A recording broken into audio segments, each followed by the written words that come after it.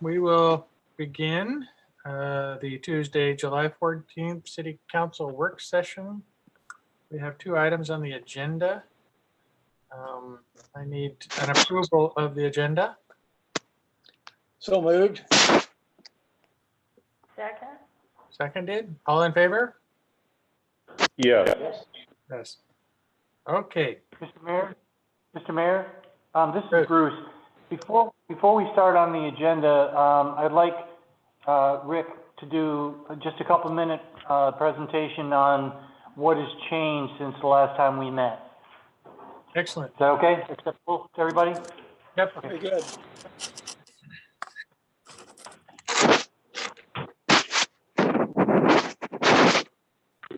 Mr. Mayor, Council, just want to give a quick presentation on the current situation update with COVID-19. I routinely try to get the weekly updates to you guys on Tuesdays because the most information that comes in accurately is on Monday night. And so Tuesday mornings just happen to be the best time to give you guys these updates.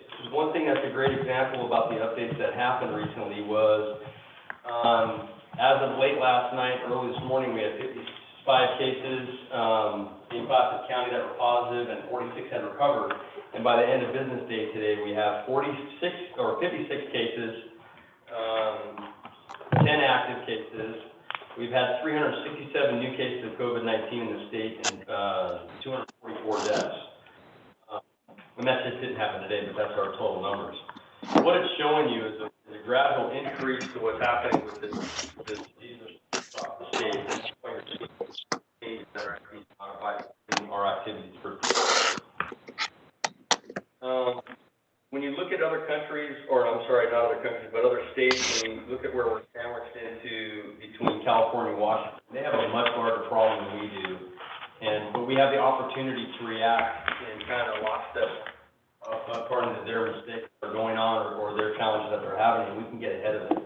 I do feel like we've been ahead of this process the entire time with only a few downsides. And the more we keep up our situational awareness, the only thing I ask of the council and the citizens in Cannon Beach is flexibility. Flexibility of movement for what happens next. And the more we stay educated and the more we stay flexible with what's happening, then we can make the right decisions for the community. With that being said, the moves that we've made recently at the state level is that they are now requesting indoor social gatherings to be no more than 10 people. And that's a real challenging thing to try to put together. And that really comes down to the state's staff and is recommending that a lot of these things are happening that cannot be contact traced. And it has to be the social gatherings that are bringing people together. And where they really come up with it is the business communities across the entire state are doing a really good job, especially here in Cannon Beach and areas that I've seen, by adhering to Oregon Health guidelines. They have the masks, they have signs everywhere, and all the people that are coming in, from what I see and what I talk to the business community, is they are completely adhering to this. So it's really not those businesses or that community that is happening to, it's the social gathering. And that's really why that decision was made. That probably won't be the last decision made by the governor on sizes of social gatherings. There is a progressive downslide that happens, and I kind of want to give you guys an opportunity to realize this is the first step of where they may go, but hopefully we don't have to go there. One of the things that's happening tomorrow is Oregon's face coverings will apply to outdoors for people that cannot maintain 6 foot distance. And for our community, we have a lot of outdoor spaces that are truly outdoor, whether it's the beach or the walk to the beaches, and it's not really that hard to maintain that social distancing. But we do have challenges downtown. With those downtown challenges, we also have made a full court press to hand out masks through the chamber and the city of thousands in numbers. And we started that 2 weeks ago, and we'll be continuing that this week. That's one very positive. It shouldn't be lack of masks in the community of why we're not making it work. So that's one thing that I'm very encouraged to hear. Now, if you look at the screen here, you can see the change and the challenges in just our state right here. And you see where our little community is on the upper left there. We're kind of sandwiched in with some challenged communities there. And we have over 12,805 cases and 314 new cases as of today. As you keep looking at one of these numbers, that makes an impact on all of us. One of the things that's interesting is this. This is April. This is where we really had to flatten the curve on the far left side, and you look at the positive level of cases, and on the daily level, that number was essentially the people were sick that were getting tested, not asymptomatic people, but symptomatic people were being tested, and the number of positive cases were the 7 to 11 range. The curve was, or the implementation of all the safety procedures were put in place, and the curve definitely got stepped down to, and you can see where every single day, things were monitored and gone through with the state, and we did a very, very good job of keeping pace and stepping on the curve. When you get to this level down here, which is right before June happened, the percentage of cases per day was down right around 2%, if not 1.8%. We also look at the gaps here and the data entry here. This is where all the incident management teams and the emergency procedures around the state started losing a little bit of their daily attention to detail, and they started going kind of Monday through Friday and taking the weekends off because they had some confidence that we had a lot of good things in place. Well, what's happened recently over here, you see where that June comes up here, you have the breaks on the weekends, and it's not just the increase in cases, it's really the increase, they started testing a lot of people, and we had an expected level of increase in positive cases. But unfortunately, way over here, that percentage is 7.5%. And that's really the alarming rate, though, is what is the percentage? It went from 2% up to 7.5%. And another thing that happened that was very challenging even for our county was the contact tracing started getting really unable to be worked on, and it was kind of a community gathering points that they started working on. So this was a little bit of a predicted effort that happened with the state on what they mandated. And what I think is going to happen in the very near future is it's going to go with where we started. We'll basically have to start pulling back on allowing bigger areas to open up, and other states are closing down the restaurants and bars and other places that we actually have never opened up yet. We have a lot of great outside dining going on, but we don't have people sitting at the bars. We don't have any big areas or large indoor spaces here in Cannon Beach, so we don't have a lot of those things to worry about that they do in other states, in other areas in the state. So what I predict happening a little bit here in the near future will be downsizing of the amount of people in the certain spaces, maintaining social distancing, and our face coverings. So my objective here is to basically give you guys some perspective of where we started, where we relaxed, and where we need to heighten up our procedures here.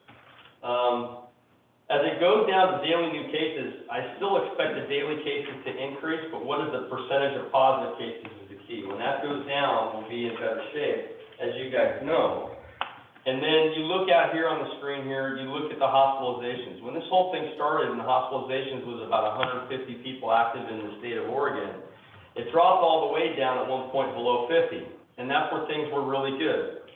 Even right now, where there's 150 people that have positive cases that are confirmed in the state of Oregon, that doesn't overwhelm our resources. The challenge is, where does it keep going?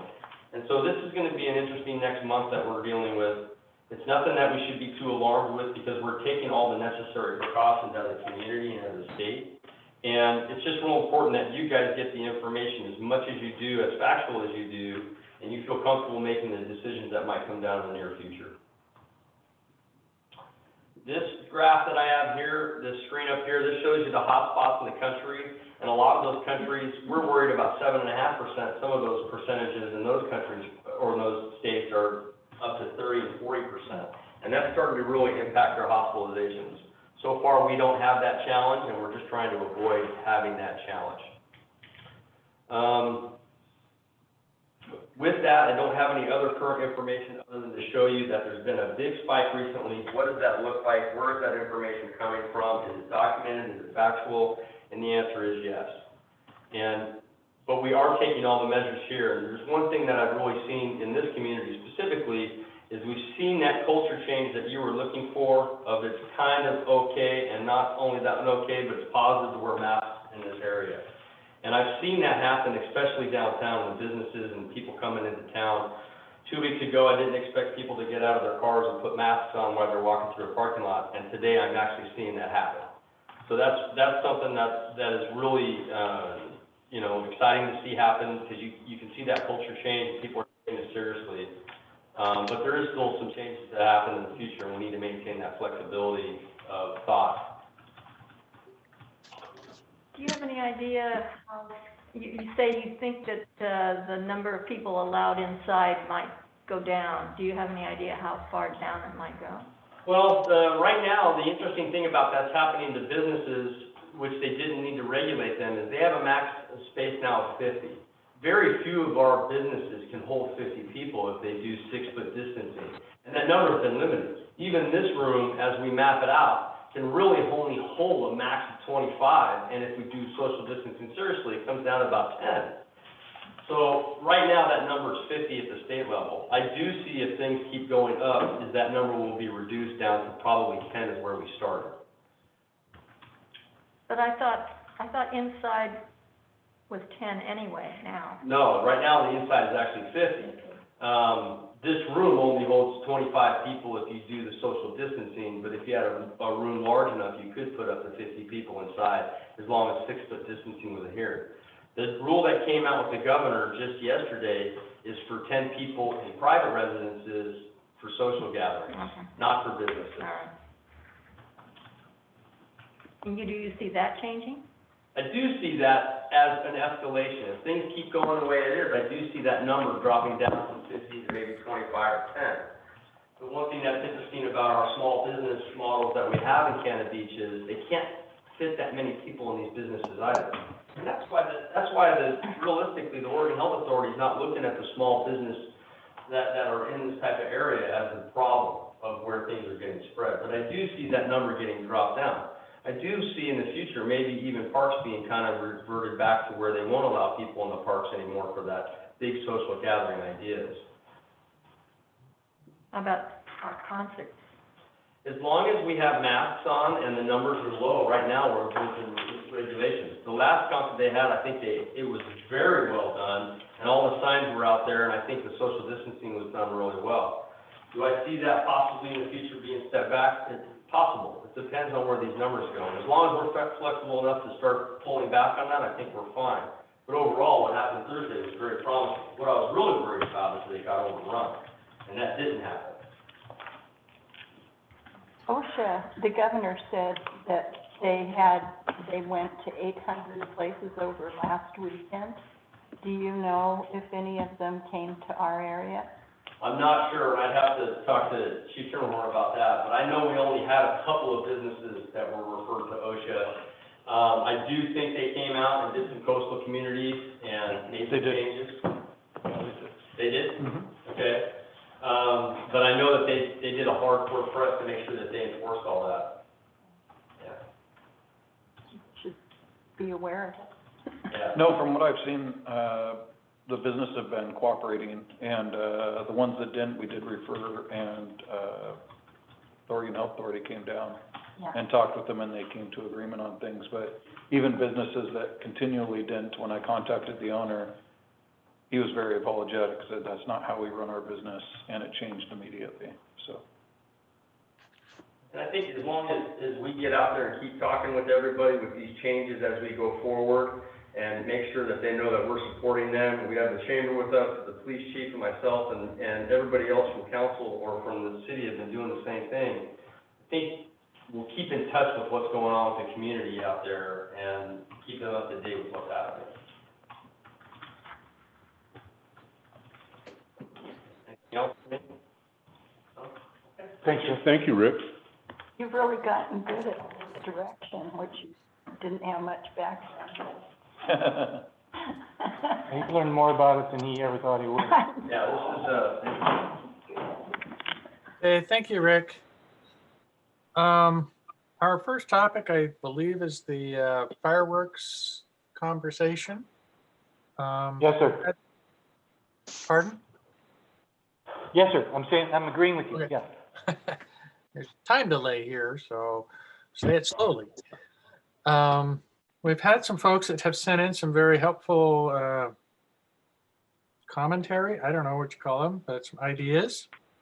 I believe if there's anybody there in the audience and they would like to address what they sent in, I'll ask Bruce to manage that end of it.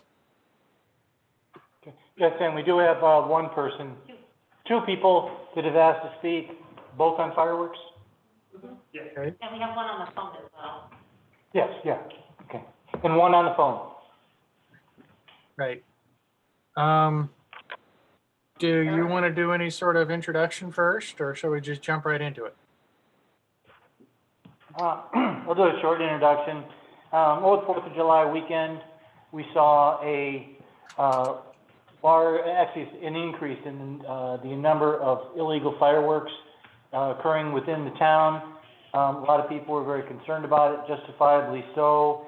And there was a lot of comment sent to the council, and then the council asked that we put it on a workshop today to get started, talking about planning for what we'll do in the future. So I think that's the base. If anybody wants to add anything? Can I get a clarification about what is legal and what isn't legal in town for fireworks? There's 3 different areas, so obviously all, any firework that makes a loud bang or, explodes, anything that's not sold in Oregon is illegal. Down on the beach, the only legal fireworks are like, smoke bombs and the snakes and that type of stuff that kids usually have, little things like that. But in town, the legal fireworks are just the ones that are sold in Oregon. You know, the small fountains or the ones that stay on the ground. Anything that goes up in the air or comes off the ground is illegal. So fireworks aren't completely illegal in Correct. Cannon Beach. It's just on the beach they're illegal, and the ones that are sold in Oregon are legal in town. Correct.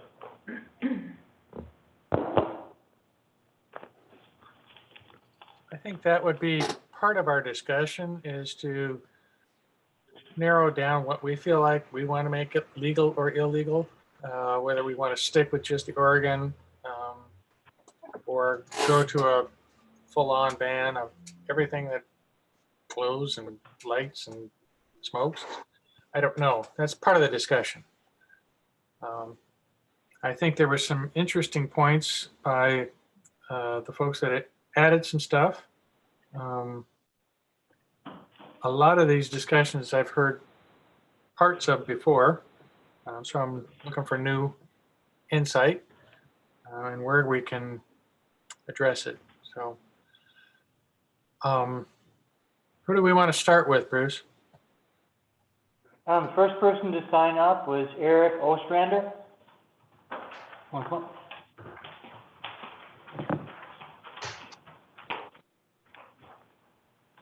Yeah, go ahead. Your name and address. My name's Eric Ostrander, P.O. Box 97. Thank you guys all for holding this meeting today and talking about this and letting me speak on it. I am here to speak on, in support of the discussion to restrict fireworks within the city limits of Cannon Beach year-round, including the 4th of July. I attended the recent meeting last week where Chief reported that there had been an increase, and Bruce mentioned that just now too, in the total 4th of July activities, with fireworks and explosions and all that stuff. On that day, I was shocked to see the callousness and carelessness of the tourists on the beach. We saw people shooting Roman candles into the beach grass. We saw people shooting mortars at cars. And all of these, both of those are illegal fireworks just in general, but because of the sheer number of people, it's just hard for the officers around town to manage that much activity. All of these, both the illegal fireworks on the beach, the illegals in town, and the legal fireworks in town, left an abundance of trash for the SAW volunteers to clean up the day after, and for us locals to have to deal with for weeks to come.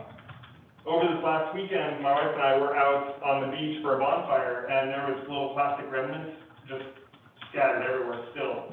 And that's after they've done multiple beach cleanups since the 4th.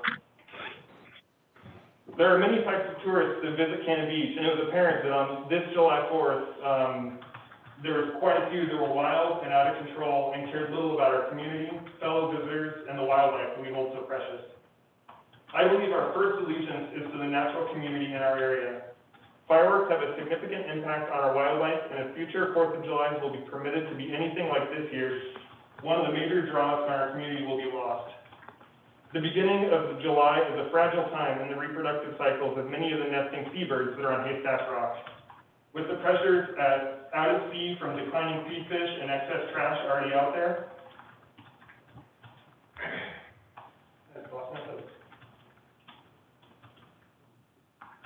I would think that we'd want to provide at least one safe haven for the declining populations of tufted tussons, common murres, and pigeon guillemots that call Haystack Rock home for over half the year.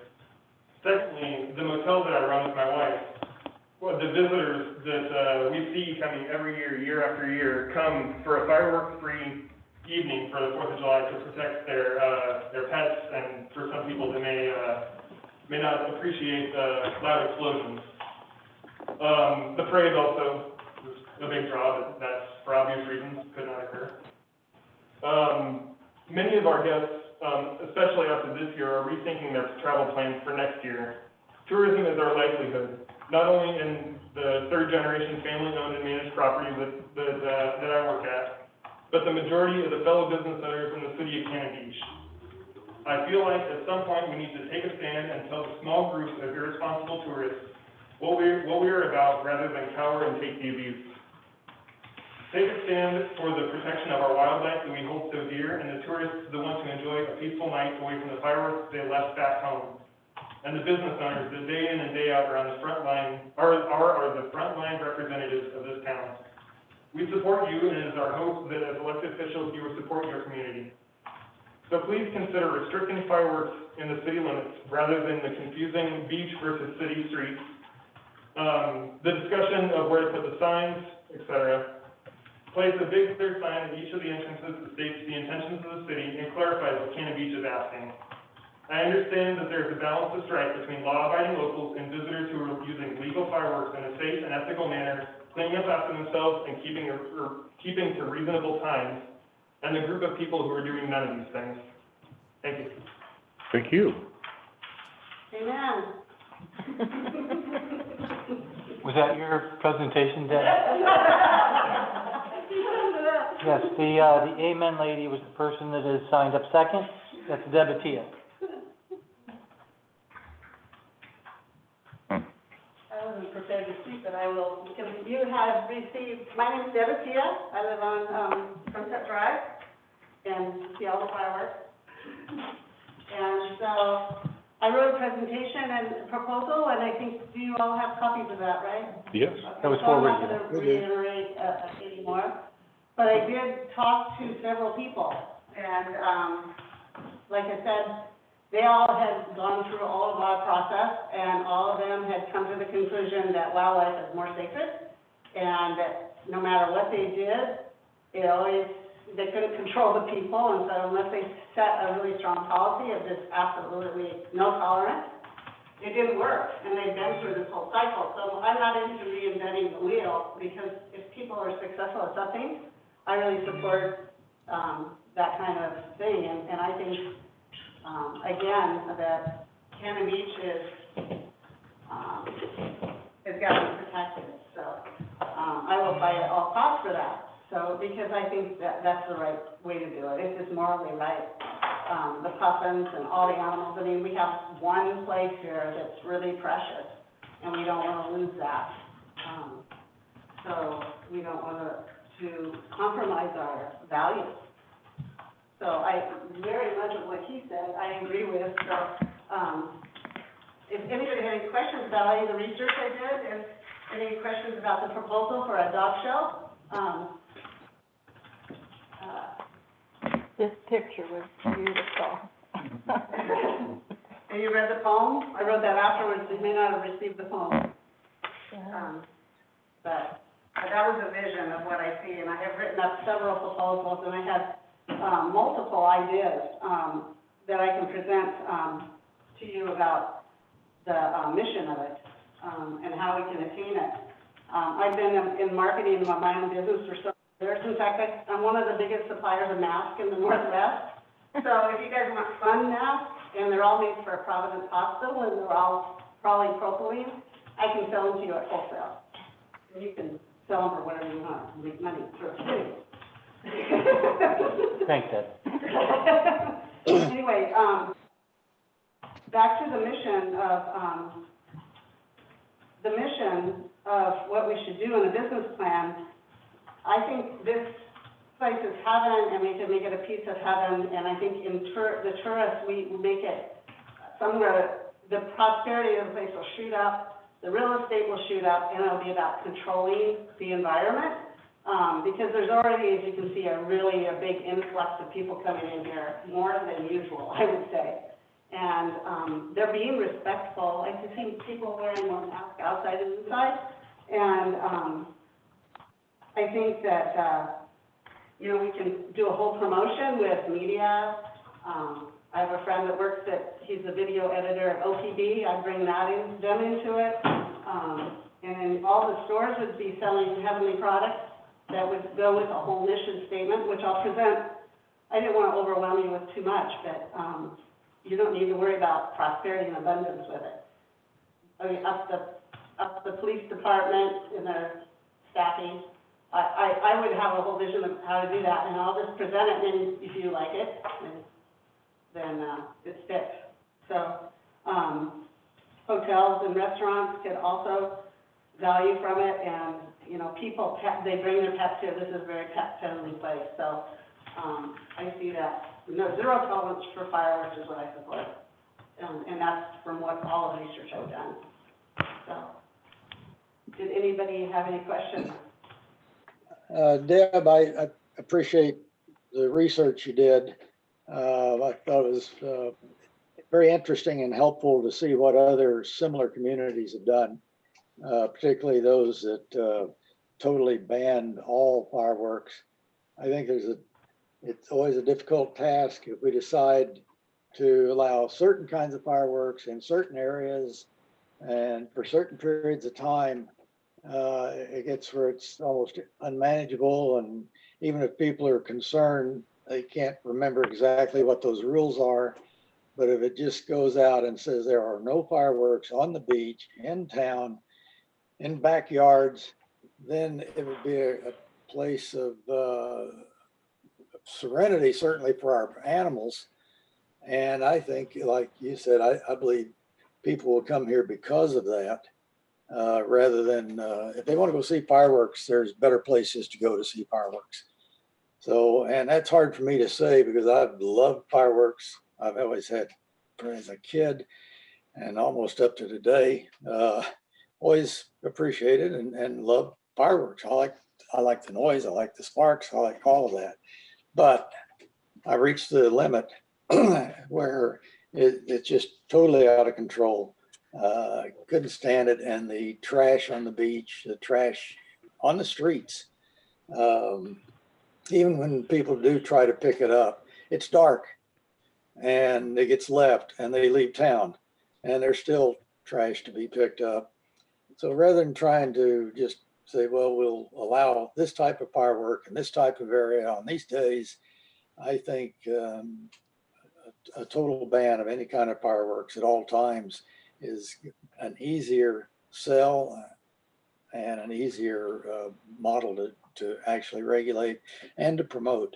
So anyway, thanks for your input. And I know David Fry is first brought up the idea of the dog show, dog events. It would bring a lot of people here. We already have a couple of dog events in town, and they seem very popular. It certainly would be appealing to the people that have nervous animals to know they could come here and not worry about the dogs, really being traumatized by the big booms. And this 4th of July was the worst ever. Well, I can't say worst ever, worst I've ever seen in the last 15 years. And I know it was because of the weekend, but we continue to have 4th of July's on weekends. And by extending it a couple of days on either side, we're going to have, in essence, 4th of July weekends every year. So as we get together as a community and a council, begin to discuss these things, rather than going round and round and round on this or that or how much and how do we do it, I think we could get a better policy and more buy-in from basically the businesses and many of the residents if it was just an outright ban of all fireworks. So anyway, that's my say.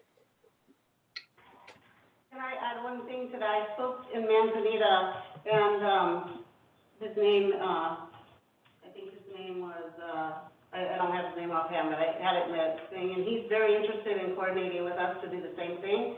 Rockaway has a fireworks display, and so does Seaside. So, and I think the biggest issue is we do not, I don't know if I should be saying this, we don't want to become Seaside.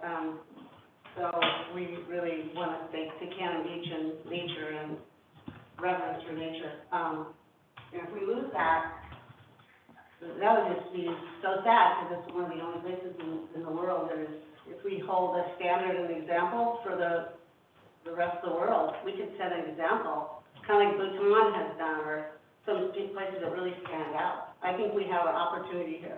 So thank you for your support on that. Mm-hmm. I'm supposed to say my address. You did. It's 384 Sunset Boulevard. Yeah. Okay, any other questions or? Well, thank you very much. You're welcome. Yeah, and a lot of the people I spoke to, like in Tofino, and I had great relationships, we had a great time, and they all wanted to know what we ended up doing. Yeah. The police chief in Tofino was great. He said, we've tried everything, and I'm finally rewriting it. Forget it. It's just not working. We've tried all sorts of avenues, and they just didn't work. So they're going to do no tolerance too. So, thank you. All right, thanks. Dan, that's everybody in the room that was going to speak. Okay. There's one online. Angela was going to say something for the HRAP, I believe. No, friends. Yeah, thanks for friends. Hi, Thanks. my name is Angela Benton, P.O. Box 591, and I'm here this evening to speak on behalf of the Friends of Haystack Rock. As part of the National Wildlife Refuge, Haystack Rock is a magical place, and we want it to stay that way. For 35 years, the residents in the city of Cannon Beach have supported and protected Haystack Rock in partnership with the U.S. Fish and Wildlife and Friends of Haystack Rock. So it was particularly concerning to us that this July 4th holiday really disrupted the Haystack Rock ecosystem. And from our perspective, there was a lot of debris on the beach afterwards. We hosted a solve cleanup. Of course, that's an issue for marine life. But the other issue is that we just felt like that visitors in many cases disregarded, especially the illegal fireworks signs, no illegal fireworks on the beach and in the city. And what we do know from studies conducted both at Depot Bay and other locations by U.S. Fish and Wildlife, and these are scientific studies, is that fireworks disrupt nesting birds. Now, the studies that I'm going to mention were focused on seabird colonies, primarily of cormorants, but I think we can infer that the impacts that they saw in these studies apply to other nesting birds, potentially at Haystack Rock, and certainly in the woods around it, although I'm going to focus on Haystack Rock. But the Fish and Wildlife study conducted in Depot Bay in 2012 after a similar July 4th fireworks event concluded that up to 10% of the cormorant nests failed immediately following the fireworks activities. Now, cormorants, we know, are some of the most resilient birds out there on the rock. So we know that from this study that both the cormorants were impacted, but there were also instances where the birds abandoned the nests other birds came in and ate their eggs as the birds took flight, and the birds were agitated and nervous for a period of time after the July 4th event. So based on this and other studies, we know, I think from a scientific perspective, that fireworks disrupt nesting birds. Now, we'll never know the full impact of this July 4th event on our colony at Haystack Rock. But I think with the declining tufted puffin population, and right now there's less than 100 that are returning to Haystack Rock already, plus our black oyster catchers, and there's only 2 and they've already abandoned their nest this year. But with these species that are already stressed and limited, we don't believe we can risk another 4th of July like this one. With the risk of these birds potentially never returning to Haystack Rock if they continue or if they have failed nesting seasons. So we think that after all the protection that the city, Fish and Wildlife, Friends of Haystack Rock, and others have invested to keep this a very special place, we think that would be pretty horrible to have all of that go away or compromise as a result of illegal fireworks. So, you know, we're here to encourage and support the conversation. We don't want future celebrations to impact either the residents or avian population. And at a minimum, we think education on why this is so important, extensive communication, and full enforcement of the law is going to be critical. Every beach access, every hotel, every rental house, every community paper, every way we can communicate and get the word out of what the plan is, whether that's just banning and enforcing illegals or whether we want to ban all fireworks. We think that that's going to be really critical to making sure this doesn't happen again, because there are signs on the beach access and people chose to ignore them. So I think we can and need to do better as a community for the sake of the many species we work to protect and for the future of Haystack Rock. And we do want to partner with the city and others to make that happen. Thank you. Thanks, Thanks, Angela. Angela. I'm going to add a little added fact that I found out about the trash element of fireworks. Just all those pretty little colors when they sparkle and show reds and greens and blues, even the white, those are heavy metals and they become aerialized toxic material that settles all over the countryside. Granted, it's a very minute amount, but it accumulates, especially if it was on the beach and in the wildlife. So that's an added fact to the trash component. I will go ahead and say that I agree with Mike. Generally, I was one of the folks that was kind of hoping that we could create a zone or a timeline or something like that, but I understand the complexity of trying to allow it in one area and not somewhere else. So I'm thinking it might be time to go ahead and try a full ban. And on top of that, then figure out a way that we can really make this an event when we are capable of having a gathering event again that will be worth a 4th of July celebration. I think Debbie's document here is a really good start.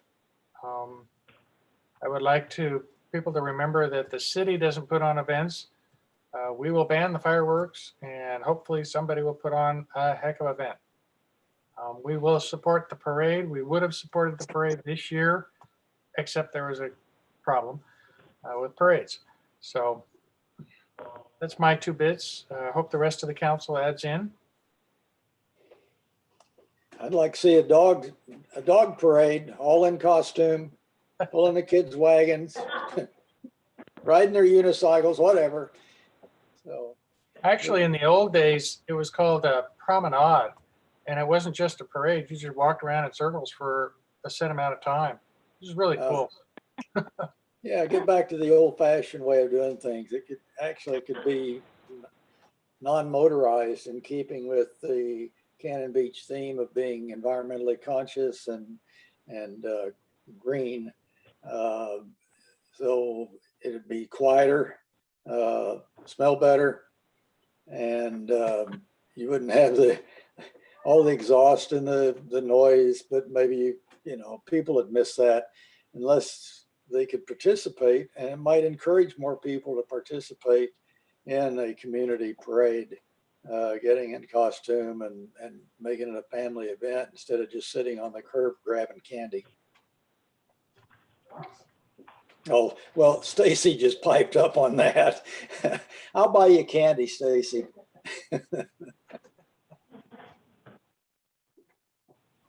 I already have friends in Seaside who come to Cannon Beach because of no fireworks.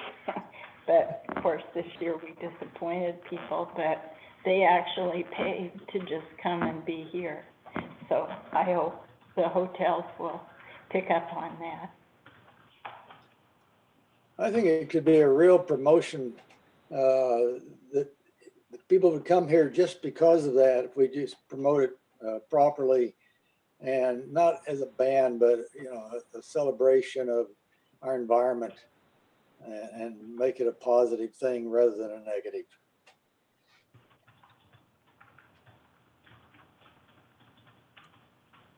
I would like to ask Jason how he would feel about the enforcement ability of a total ban compared, I guess, to what it is now.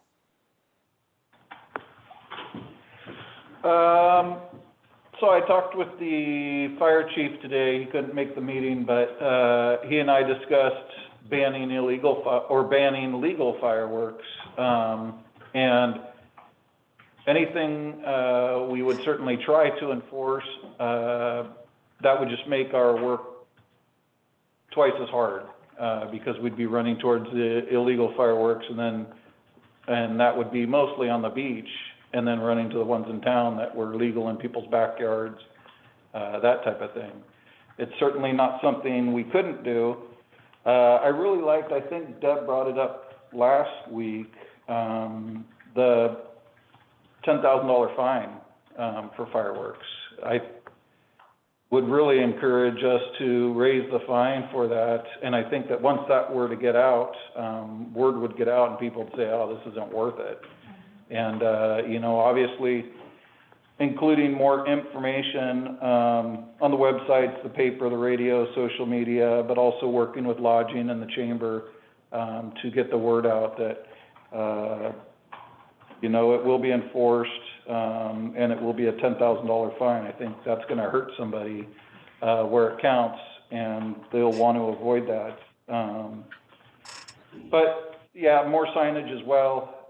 Even, in other areas, beach areas, they have temporary signs they put up all along the beach, even the walkable areas that are approaches down to the beach, and or using volunteers, potentially CERT during the day to be out there advising people or reporting people walking down on the beach with fireworks, that type of thing, so we're aware. And then during the nighttime, having HRAP and lifeguards down on the beach, as well as state police, fish and game, because they have come down in the past to help protect the rock, because that is a federal violation. But back to your original question, I don't know how it would work. I mean, this year was just a perfect storm where it fell. We had everybody out there enforcing them, and we responded to everything we could, but it was a game of chase. So having more people on the beach, that would just be separating. It's easy if it's a contained area on the beach. There's been different conversations about checking everybody's bags before on the beach. That's not possible. It's not one entrance where we could stand there and check everybody's bags. There's multiple entrances to the beach, and so it would just be chasing that, but then we would have to separate, have a a certain amount of active units in town going around to remind people and to stop people from shooting their legal fireworks, as well as being down on the beach, which really is our biggest protection, safeguarding Haystack Rock. And I think that was everybody in my department's discussion is, yeah, Haystack Rock's a priority. That's what needs to be protected, and that's where the majority of the enforcement needs to go. But then spreading out on the beach and having a few officers in town to respond to that.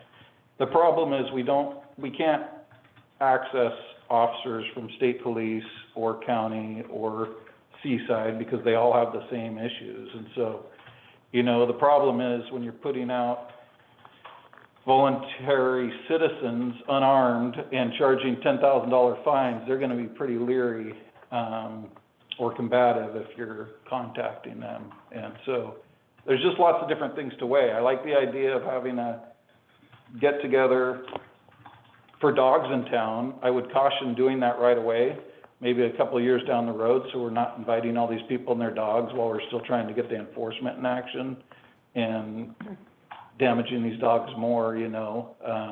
Next year, I don't know what it will entail being on a Sunday, but I'm sure that Friday and Saturday will be busy. And so that's 3 days of us enforcing this regularly. So anything we will try to enforce. I have two questions for Jason.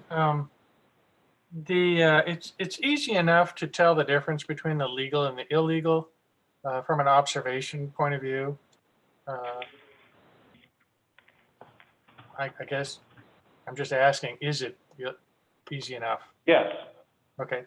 For the most part, yes. The ones that are staying on the ground. Yeah. And not exploding. And I'm wondering if we could, I like the idea of really increasing the fines, especially for the mortars and the rockets, the ones that go bang, big time, because those are the most obnoxious. The little snap pop rockets and the bottle rockets and stuff like that are bad, but I wouldn't quite put a $10,000 fine on that one. If that's possible to break that up a little bit, that I could see.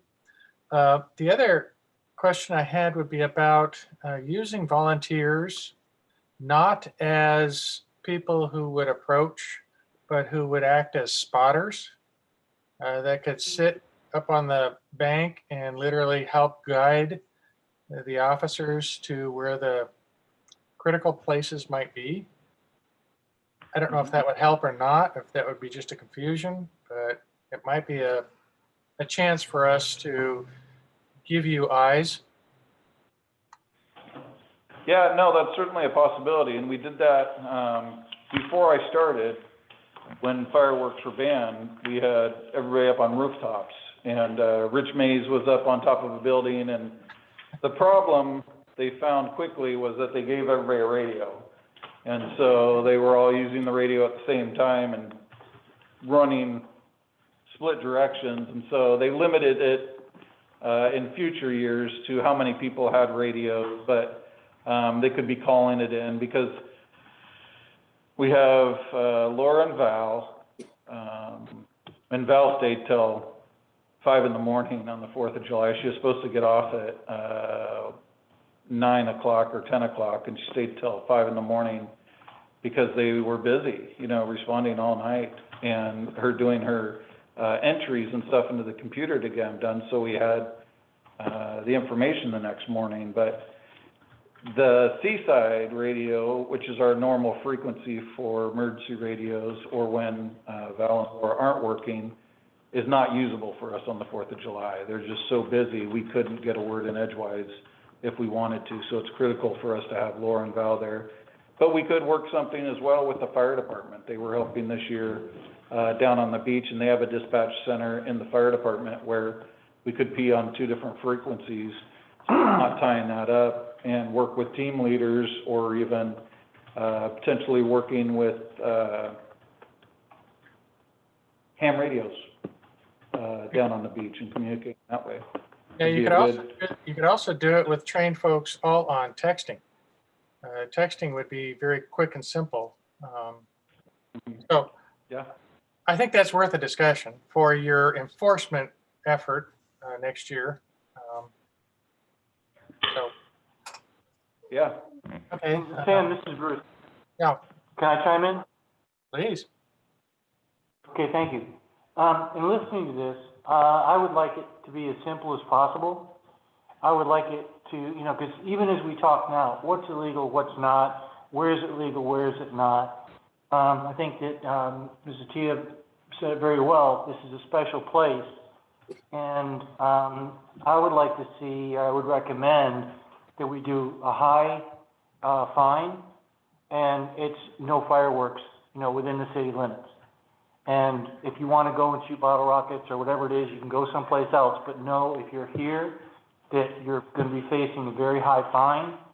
And we advertise it, we put a sign, and with the signboards out on the way in, CB, fireworks illegal, fine 10,000.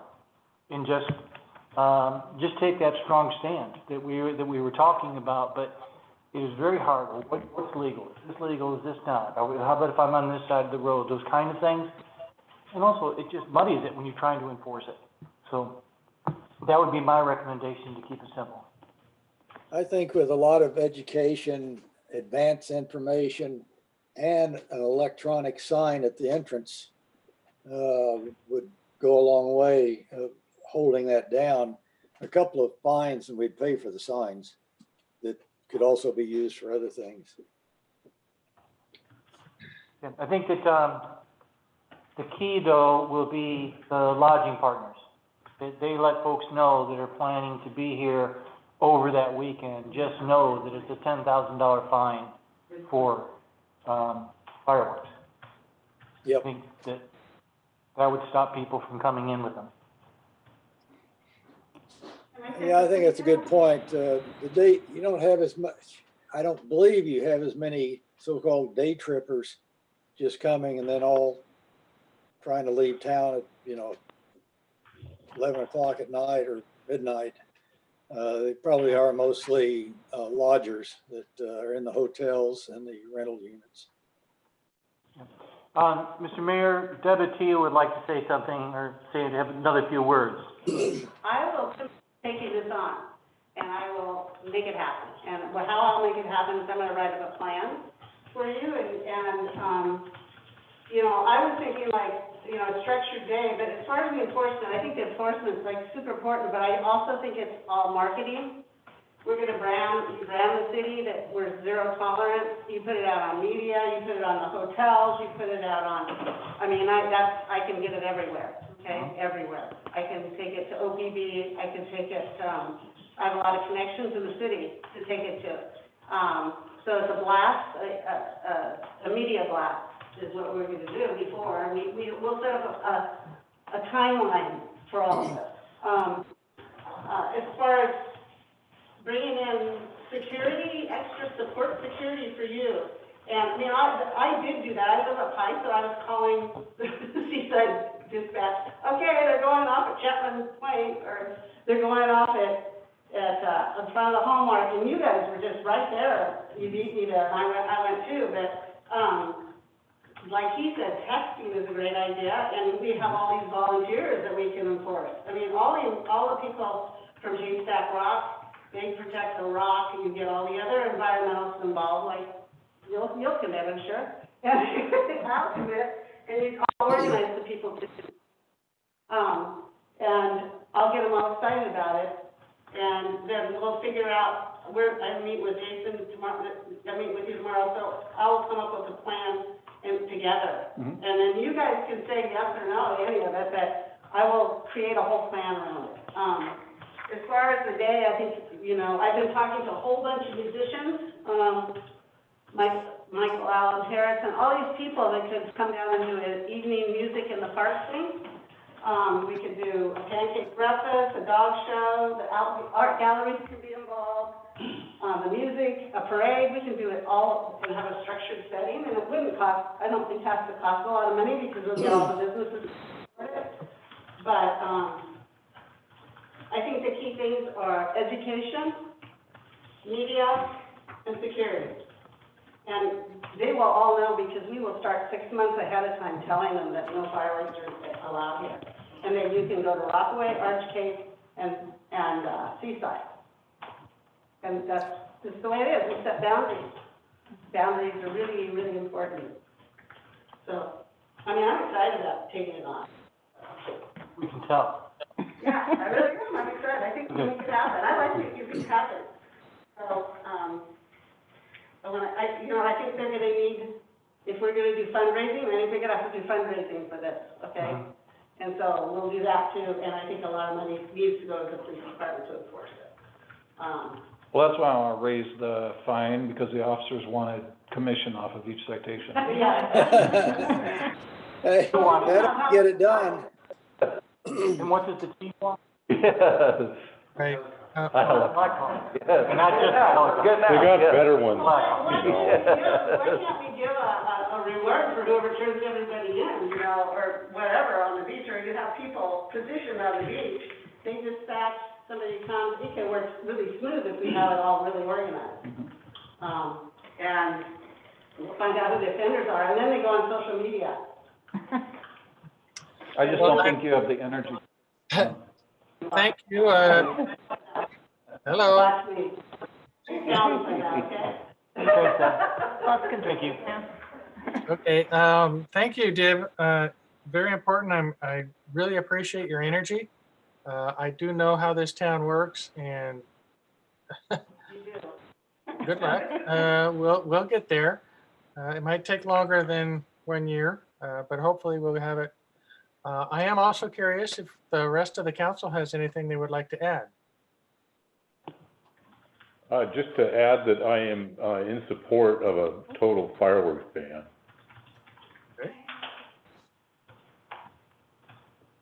I like the idea of a total fireworks ban. I'm a little concerned about how crazy it's going to be for Jason to enforce. It is, and That's what I worry about. I agree with every bit of that. It's crazy to enforce now. And I'm sorry to try to do something that adds to their burden. I don't see us being able to just ignore this and hoping that as the years come forward that we rely on the fact that the 4th of July isn't on a weekend. And I do agree with an ad campaign and education, I think, would go the most towards solving this problem.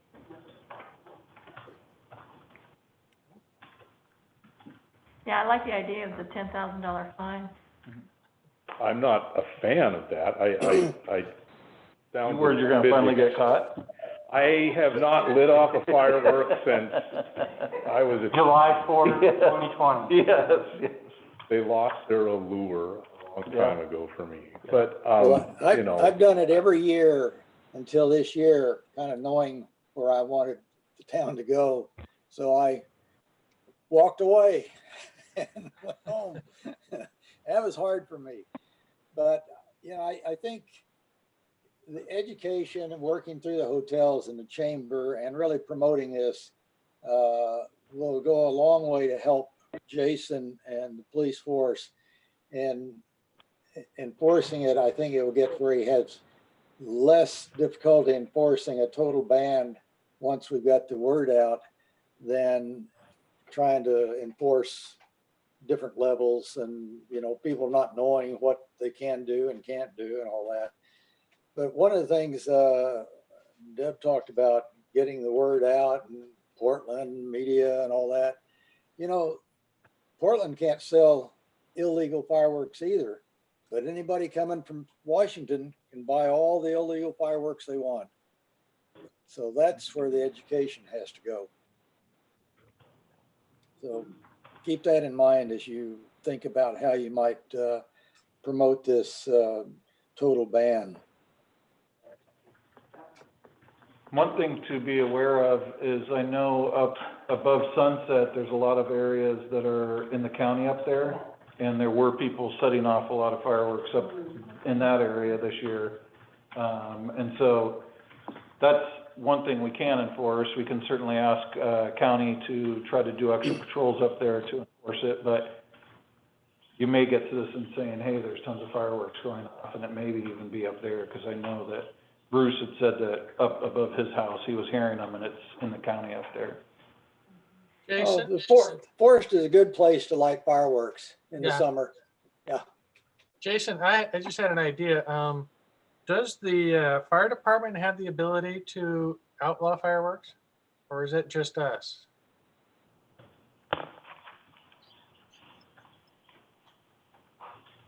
I don't know. We'd have to, I'll ask Ashley. Yeah, that might be Yeah. another method, is to ban it through the fire district.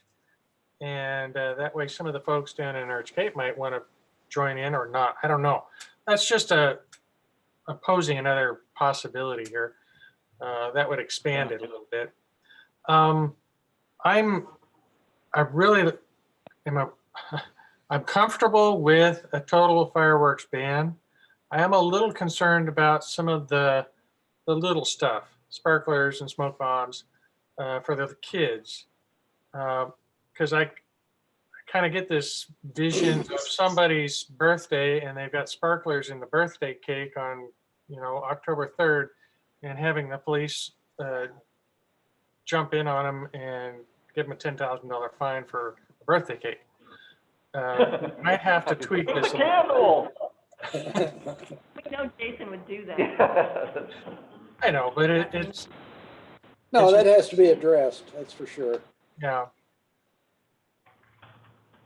You know, Okay, my understanding of the rule was anything that flies is illegal, and yet I know some of these legal ones that we bought, they do get off the ground. So that needs to be looked into. You can specify Yeah. the snakes and the smoke bombs and the sparklers being legal, but then you're getting away from a total ban. right. Maybe anything that makes noise, but buzz bombs make a noise. So anyway, that's why I think we need to have a number of people taking a good hard look at it, and starting early, like we're talking now, should give us opportunity to have things in place well in advance of next year's 4th of July program. Would council like to see this on a future workshop? Yes. Okay. Yes. And I think we Right. should really look at it before even the New Year's Eve, because we get a lot of fireworks on New Year's Eve. Good point. Okay, if everybody's good with this right now, we'll continue the discussion. I think heavily on the ban idea. We could get some details ironed out before that. That'd be great. We'll move on to the next topic. Okay. I believe, Bruce, would you give us a little remembrance of what we were going to talk about? Does I need it? Yes, sir. Shortly, well, let me see, I think it was the next meeting we had after some of the incidents and the protests that had been occurring. There was a discussions about what the town might be doing, what the town is doing, and even trying to be more proactive. And so as a result of some of those comments and discussions, council asked that we put that on the workshop for today, July 14th. Great. We can go in any order. The police chief is ready to talk about what actions we do and how we handle things, or if you'd like to take public comment first. I think it would be great for Jason to lead off. All right. So, Let me just, I'd like to add just one thing. I want to make sure that what we're talking about is diversity, inclusivity, and not an attack on the police department. So, Yeah.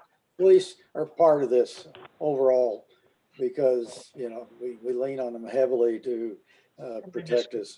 But this discussion goes beyond the police department, goes through all of our lives and the city hall policies and so forth. But with that in mind, I really am impressed with the policies that I've seen in the police department. So I'll leave that with you now, Jason.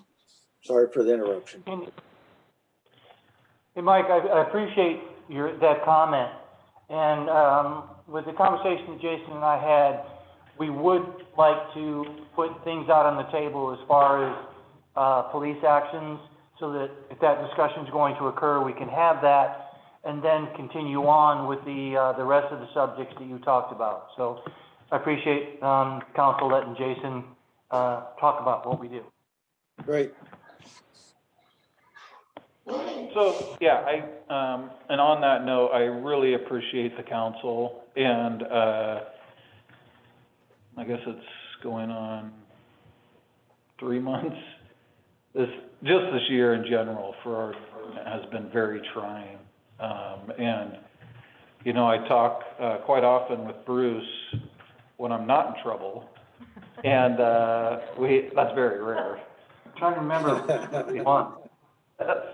But, you know, my officers have been struggling, and I have some newer officers that are really questioning the line of work that they've gotten into and saying, you know, I don't think this is a good fit for me. And even though we're in a small area of Cannon Beach, we're still getting lots of comments, lots of yelling, and profanities, as well as, you know, even the "all cops are bastards" sign downtown.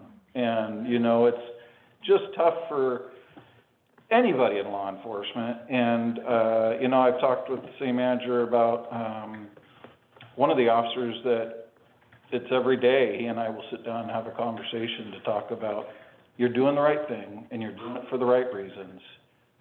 He's concerned about some of the other things going on in other areas of the country where the qualified immunity is coming to challenge. And so that's something that in the academy you're taught, if you're doing the right thing and if you're protecting a life and somebody dies in that process because you have to stop that, you're legal to do that. And it is being questioned in some situations. And so it's very tough trying to explain that. But deep down, they all know that they're supported by the citizens here in Cannon Beach. And it's easier for me because being on day shift, I can go out and about during the daytime and see people. And on graveyard shifts, they don't see the nice, friendly people, you know, that are waving to them, that type of thing. And so I'd actually put one of them on a different shift for a couple of days to cover for somebody. And he said, it is different in the daytime. And he said, I got waved to by about 50 people. And I said, you know, you are appreciated. And of course, you always see the negativity before you see the positive on things. But it's certainly something that we do appreciate, the support of the council and our citizens.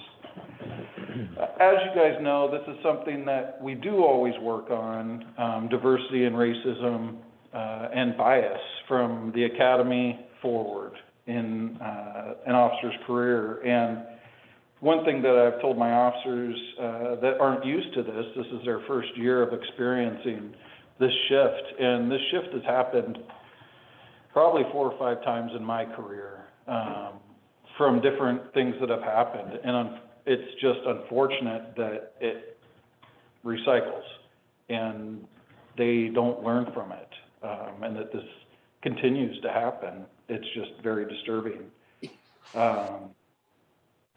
We are very inclusive, open to any ideas on how to reach out further. So we definitely want to hear from our citizens or the council on any ideas that you guys have to be more inclusive, especially with hiring individuals. As you can see, I did send you guys or give you a copy of the recruitment and selection policy. We strive to provide equal opportunities for everyone. In our last hiring process in 2018, we did have a Hispanic applicant that didn't pass the test that's required to get into the academy. And that's one of the first things that we give them is a written test to show that they're a level of learning that's required for the academy. And so that subject did continue in the process. And prior to that, I think it was in 2015 or 2016, we did have a black applicant that we all really liked and was a great qualified applicant until the background process.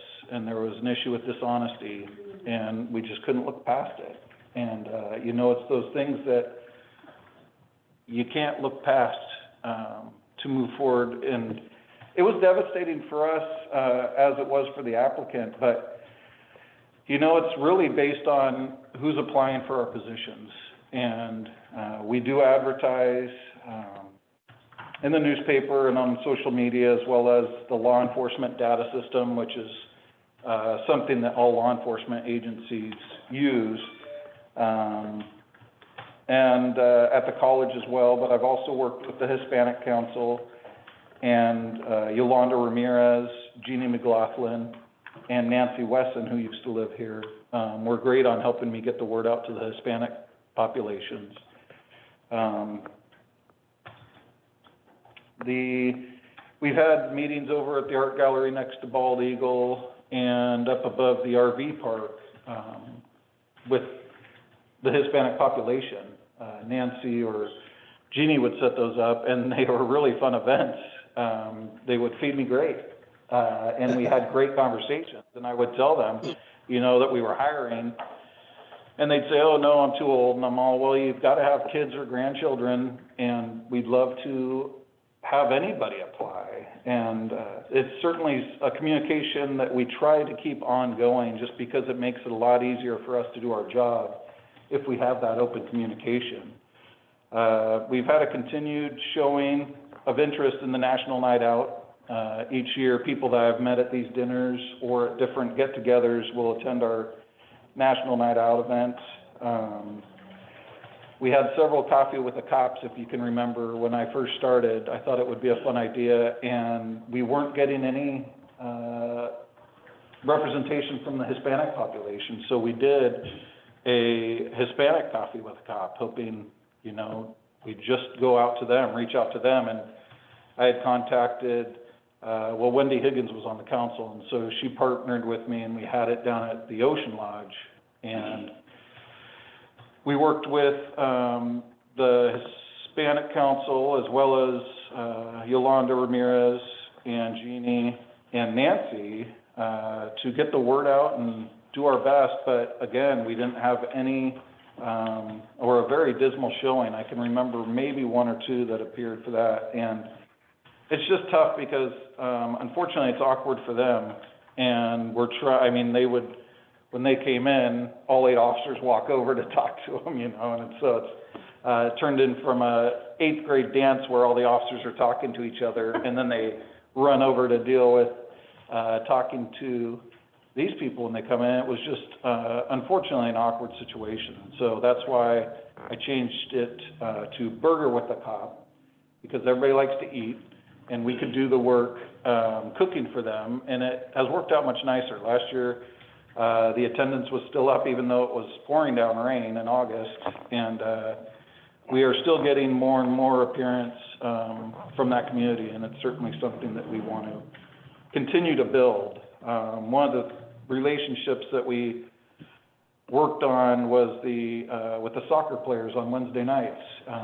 They meet at the city park, and there's a large group there, and we had been working to try to get them lights out there so they could play later, because once I had started meeting with them and talking to them, that was their big concern is, hey, you know, we could play later if we had light. And they had actually raised money on their own together to help pay for it. And we worked with, I think, Dan originally, and then Karen had worked really hard with Cannon Beach Electric to try to figure out how we could do this. But the power poles that are out there wouldn't hold another light fixture on top of those power poles. And so we tried to find somebody that could set new poles, and I'm positive we could get a grant, you know, for poles out there. But now it's finding somebody that can set the poles in that area. The people from Portland wouldn't come down for a certain amount of poles.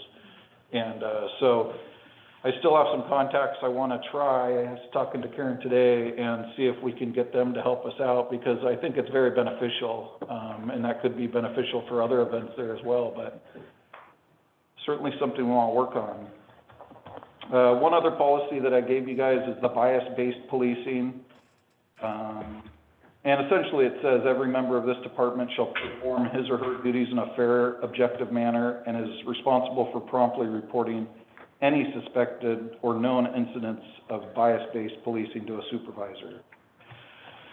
And this policy we've had in place, I think, for 5 years. But as part of that, and included in that policy, is the ORS 131935, which is collection of officer-initiated stop data. So in 2018, the legislature put into place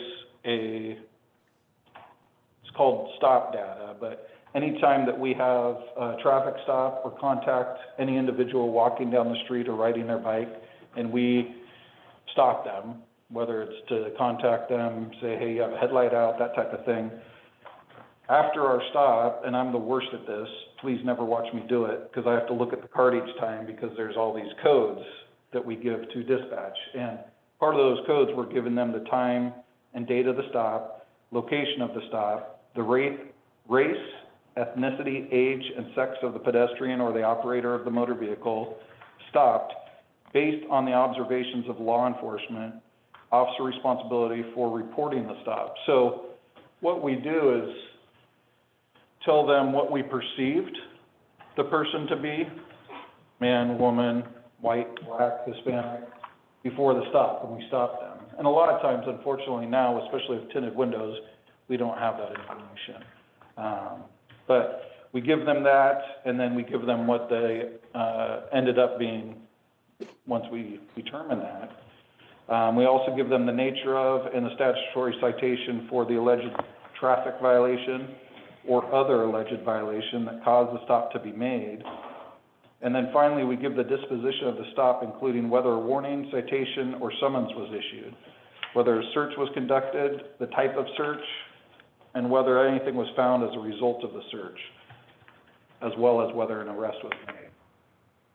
So all of that, each year, we keep record of, and then it's reported to the Oregon Criminal Justice Commission, along with every other police department, sheriff's office, state police, goes into a database. And I guess that's something that we had done when I first started in law enforcement in 1995. And it's went away, but that was something that we did on a card. Now it's all goes into the system immediately, and my wife's a dispatcher, so she's one of the ones that enters that immediately, and it goes into the system, and then they can record the statistics from that. But also each year we're required to report any allegation of profiling to the state as well. And in my 8 years, I have not received any complaints or allegations of anyone profiling in my department. Regarding Spanish speaking, many of the officers I have spoken to have taken Spanish, either in high school or college, as well as command Spanish. I took 5 years of French, don't ask me why, 2 years of Spanish, and I also took command Spanish, and I only remember enough of any of them to be dangerous. The problem is how often it's used, how often we use it. I think the biggest solution would be sending an officer to a Spanish immersion class.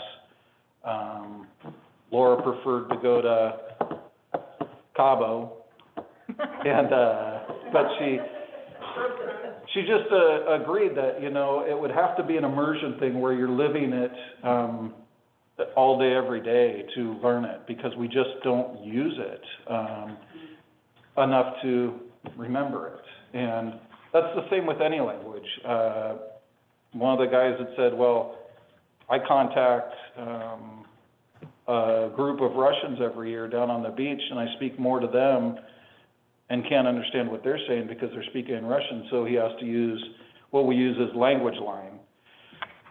and we all have it on our phones. We just dial the number and they ask you what language, and if you don't know it, you have the person speak, and they can figure out what language it is, and they can also figure out what dialect it is, because that's a big difference. In fact, I remember being on a traffic stop with a gentleman, and I said, he speaks Spanish, and she said, what dialect? And I didn't know, so she said, well, you put him on the line, and she was able to find the right person within about 30 seconds that could speak that dialect. And so it is very important and key, and they use it in the front office as well. They use that or Google Translate to speak with people in the lobby if they don't speak English. It's just certainly something that we do pay extra money to officers that are able to speak fluent Spanish, and obviously it's another incentive we give for applicants that are Spanish speaking, because it is something that is beneficial.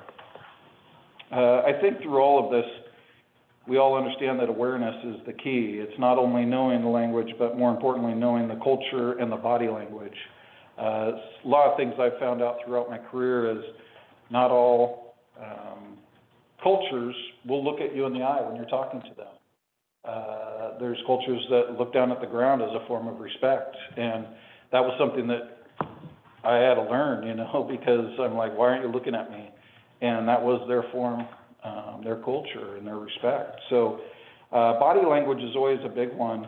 There's also different cultures that speak in close proximity, and that can make somebody very uncomfortable, especially a police officer that's trying to protect his gun and taser, and the person wants to get up and talk to him because that's how their culture communicates. And so there's lots of different variations and things that we learn in our cultural awareness classes. Just this week I spoke with Kurt Chapman from the City County Insurance, which is the city's insurance company, and he's one of the law enforcement representatives that I spoke with, and he said that they're building a class on diversity and bias, and there's different versions of it. One would be a law enforcement component, which would be a 3-hour presentation, but it would be interactive, so we'd have groups in the class, and we'd talk about a subject and then work through it and how to do that. And he's more than willing to set that up once they're finished and come out. He said that they're tailoring it to law enforcement, but there could be components for council or public works or other city employees. And he said right now they're working on having it in smaller groups, obviously with everything that's going on. And so he could break it down and get it done in 2 days, he said. So part of the law enforcement component would include procedural justice, 6 pillars from the President's Task Force on 21st Century Policing. Those pillars include building trust and legitimacy, policy and oversight, technology and social media, community policing and crime reduction, training and education, officer wellness and safety, sensitivity, cultural awareness, equity, and subtle acts of exclusion. So what we say, and we don't mean to say, it could be something that we had learned through our upbringing, and we're not realizing that we're saying something that's excluding somebody. Also, in the last several days, I was looking at different online trainings, something that we could do as a briefing training. The officers on their shift could watch a video or look through the different things, but also things that we could look at a department meeting and discuss as a group, different ways that it can affect us or it should affect us. Going back to our discussion on the use of force policy we had about a month ago, I don't remember times anymore, but it provided, we use the company Lexipol, and that's the nation's leading content policy and training platform for public safety and local government. One of the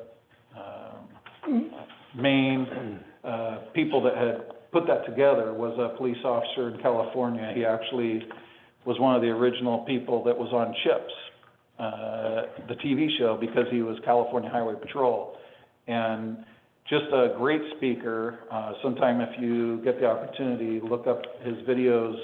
He has several online that are just great information. Gordon Graham is his name, and the information is always on liability, and what's predictable is preventable. And so it's a lot of good information, and I'm pretty sure all my officers have heard him, because he speaks quite often at leadership trainings and that type of thing. Well, he helped create Lexipol. And the good thing about it is that the policies are constantly updated.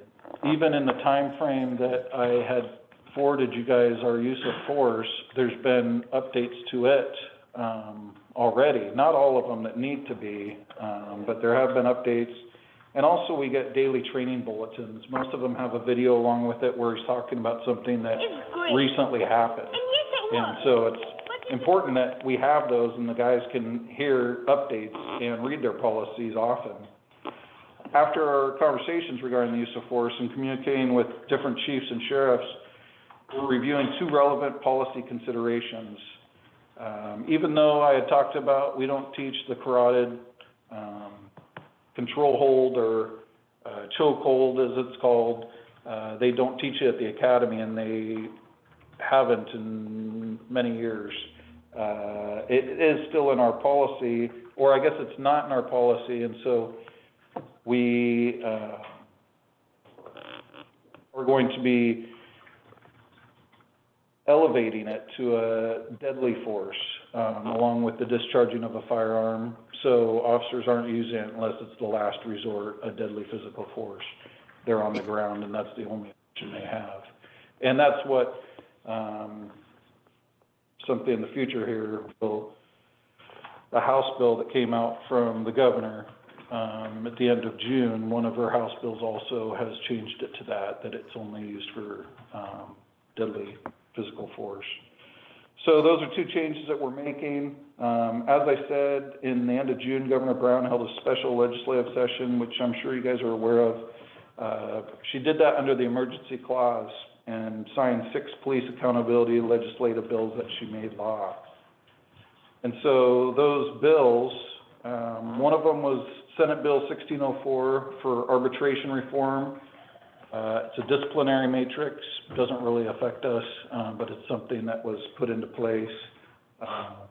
The House Bill 4201, Joint Committee on Transparent Policing and Use of Force Reform. House Bill 4203, that's the one I was talking about with the police chokehold ban. House Bill 4205 is the duty to intervene and report.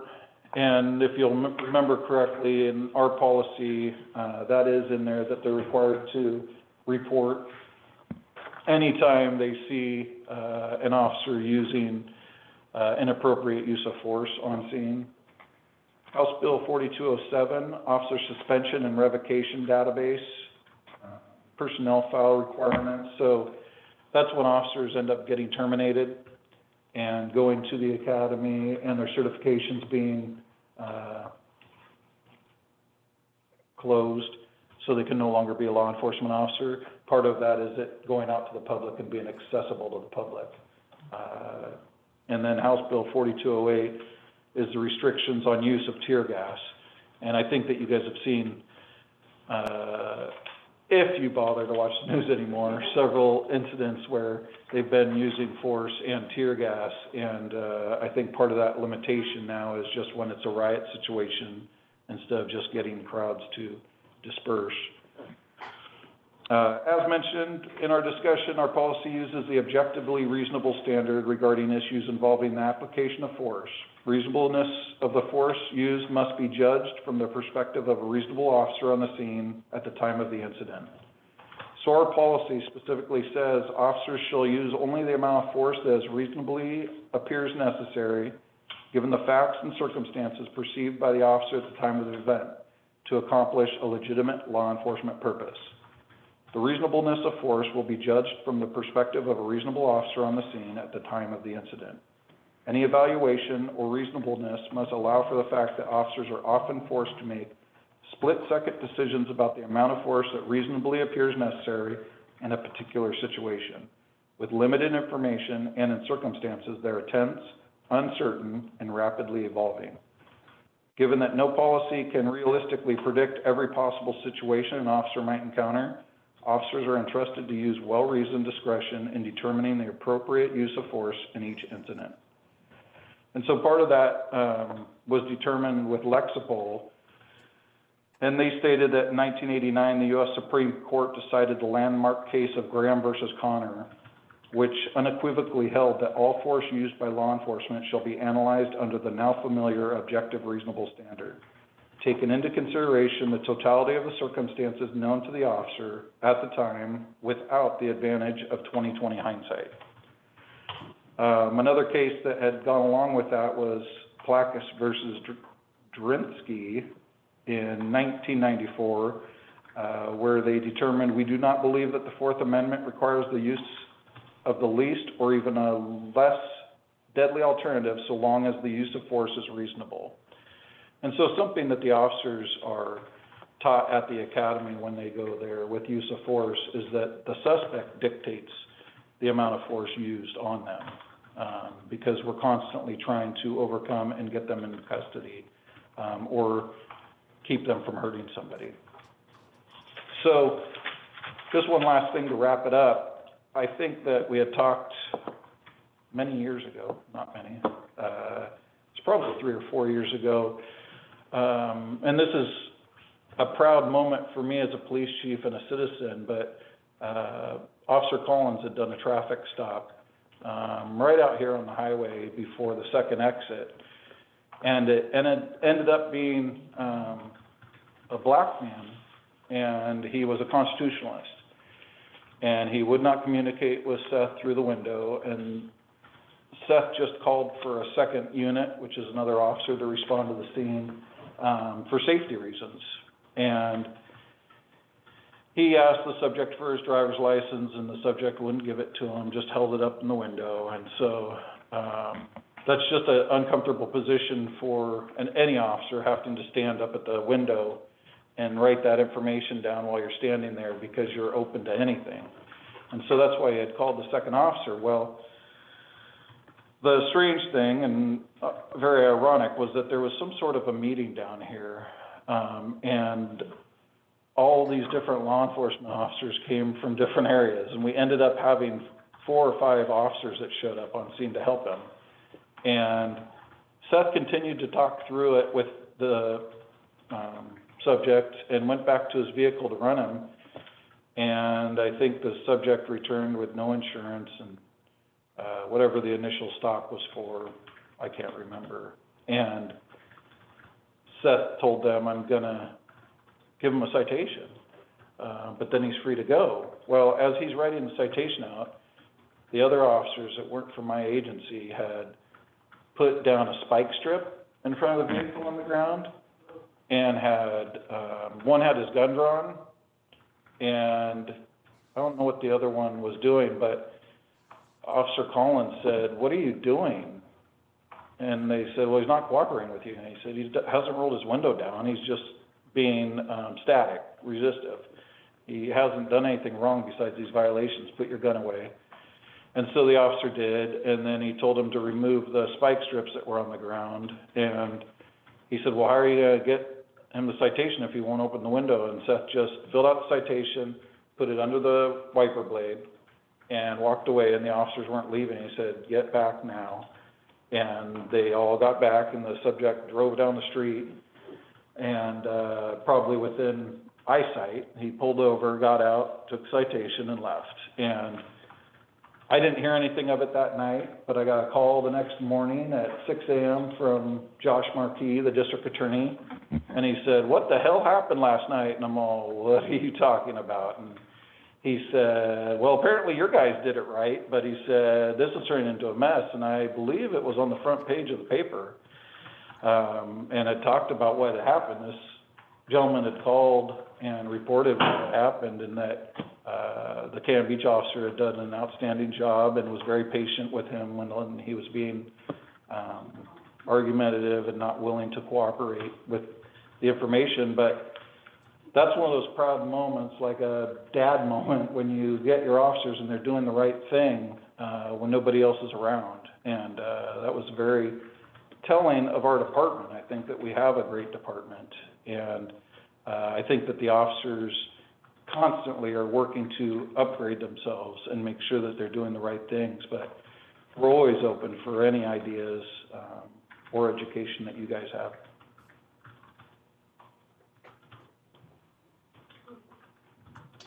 Excellent, thank you. Questions Sorry, Tim. That's all right. Go ahead.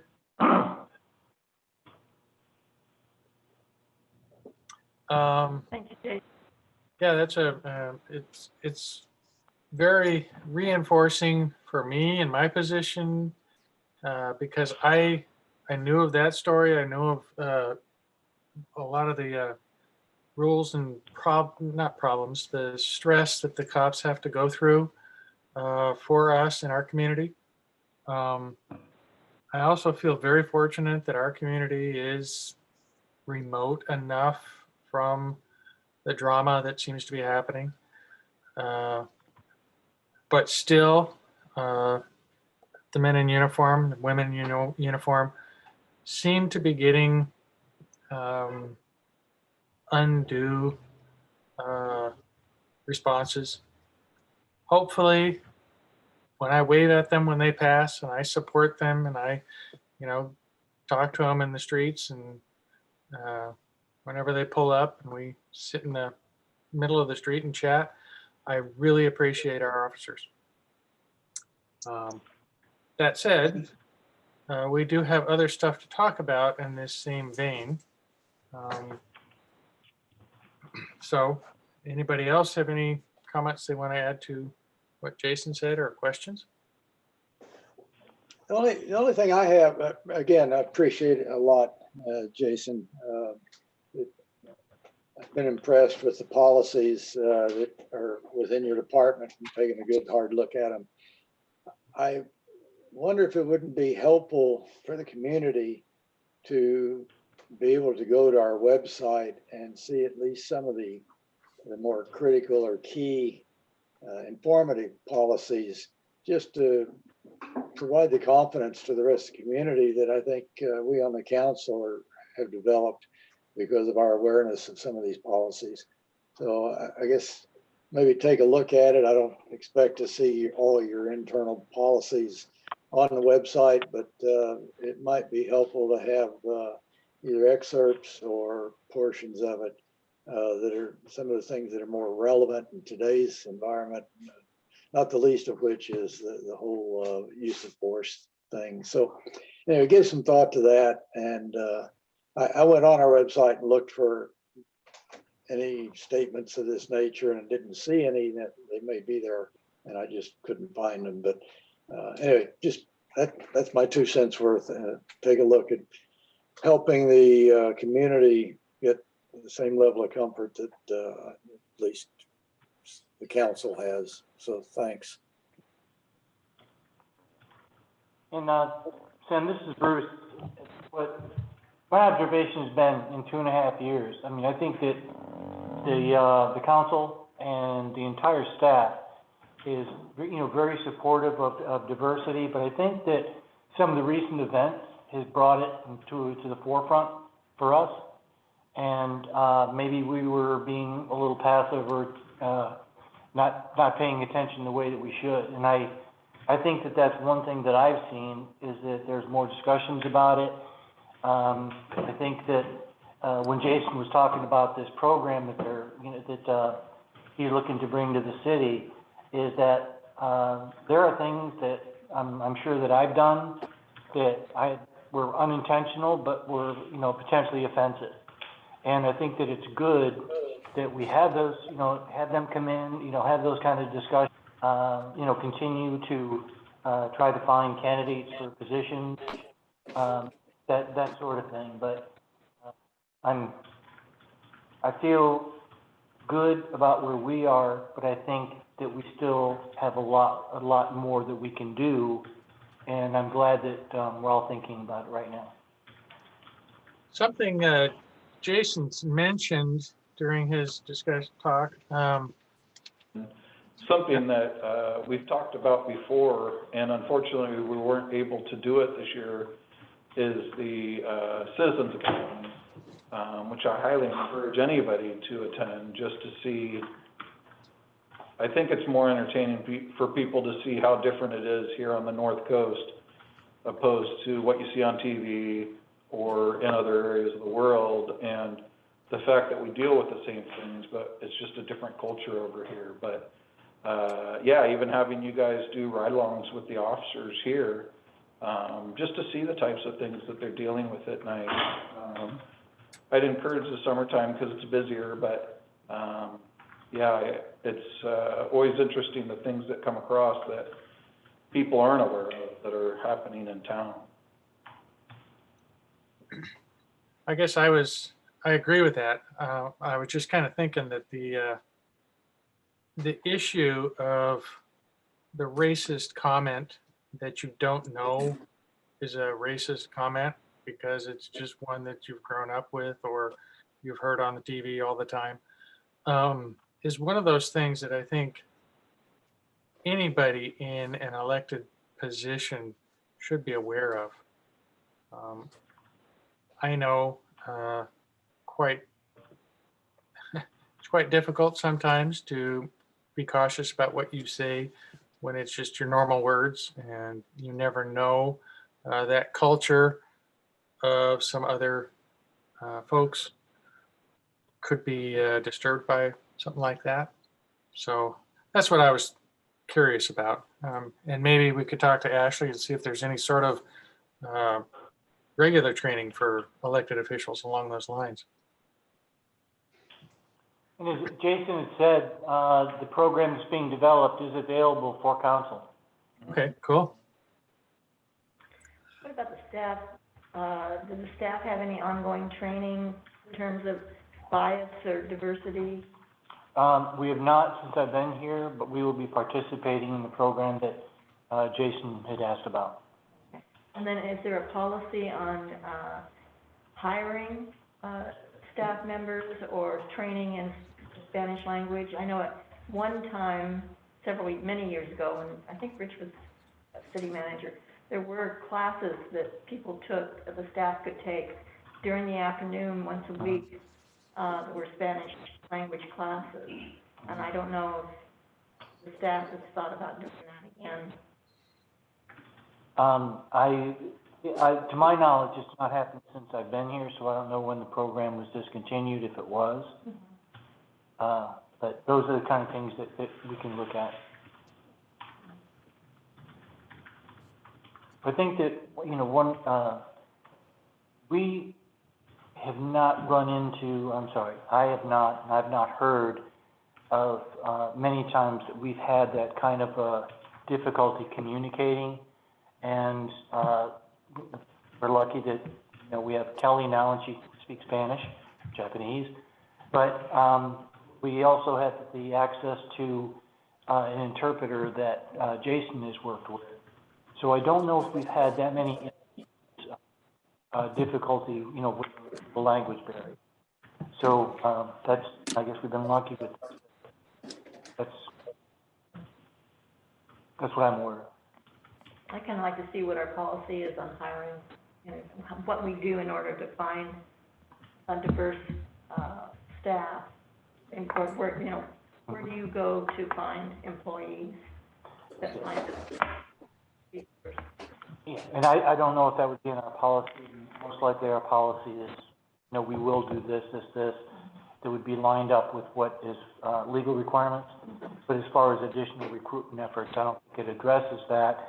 But we are looking, we have a couple positions now, and looking to the, was it Greater Columbia?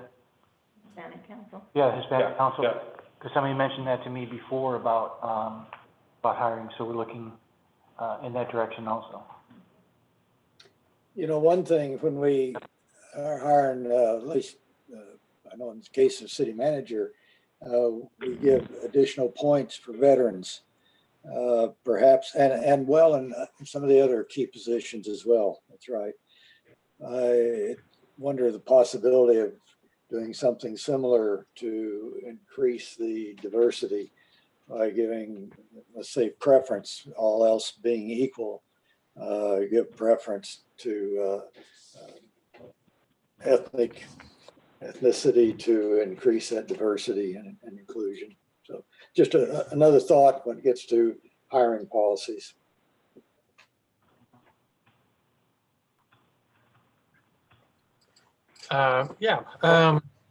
Another, just to kind of expand upon what Nadia had brought up last meeting, the idea of being aware of what our policies are and,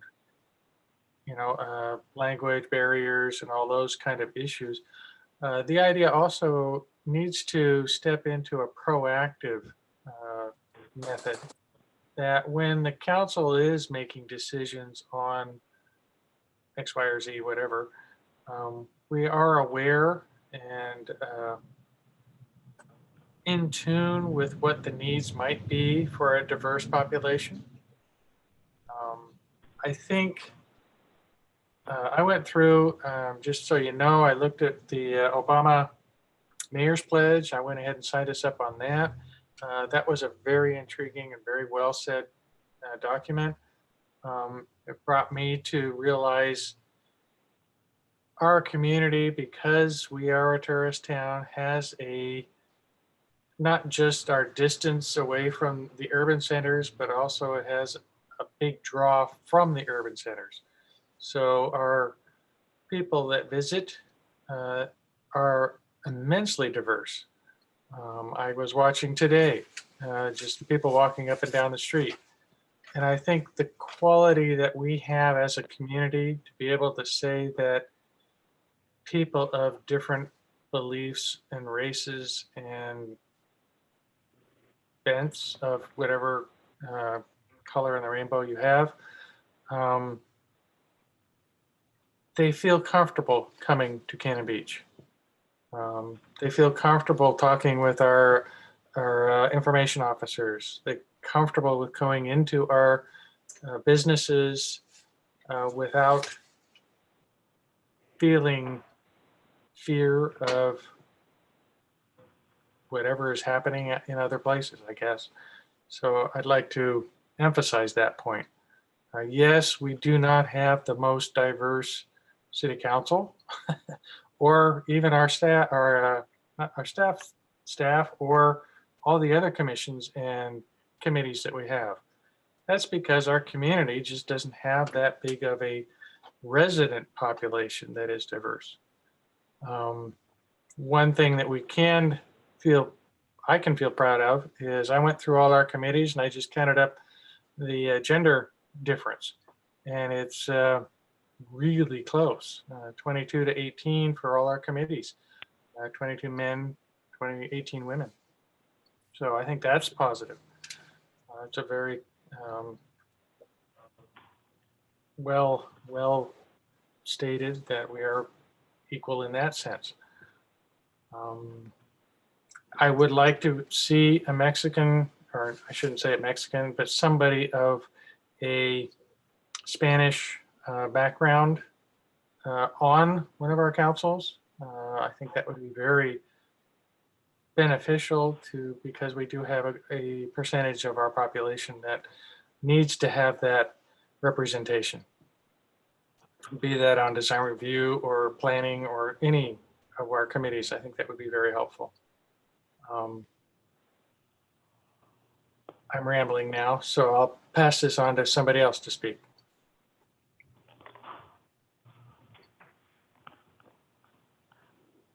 That would be.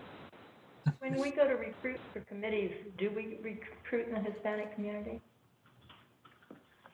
We advertise in the places that we have done traditionally. I don't know if, I don't know if word would get there separately, but I'm not aware other than like the website and that sort of thing that we do now. I have asked 2 or 3 people specifically for them because I know them and their English is good enough for me to ask them. And I then also asked them because I understand that they're well known in the Spanish community, to spread the word. But that was a couple of years ago because I was looking for members for committees. Don't know if that helped or not. Obviously it didn't, but.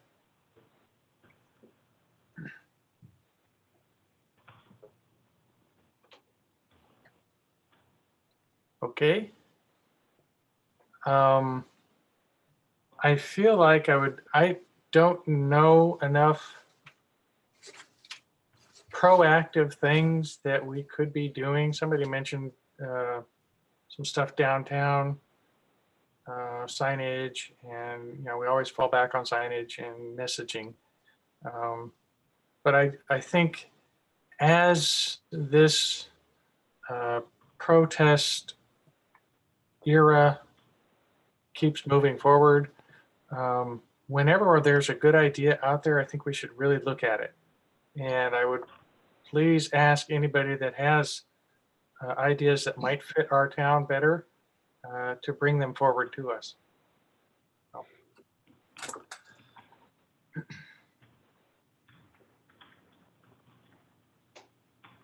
Okay, and if there's any other comments, Nancy or Robin or Brandon? Well, I'd just like to add that, by virtue of our complete lack of diversity, whatever we are doing is not enough. And that I don't have an answer this evening, but certainly we could always do more. And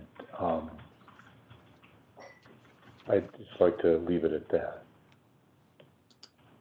Okay. Agreed.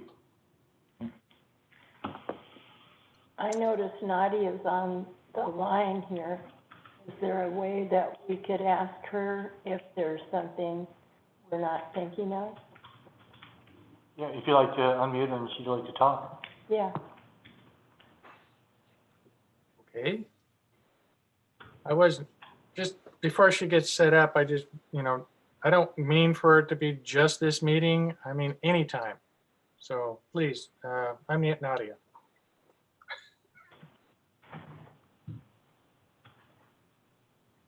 There you go. Hi. I like to point out Lynette Villa-Gomez is here also, and I really appreciate your bringing this to the work session and the full information that you've gotten from staff, both the police chief and the city manager. I will say, so I'm a lifelong Oregonian. I love Oregon.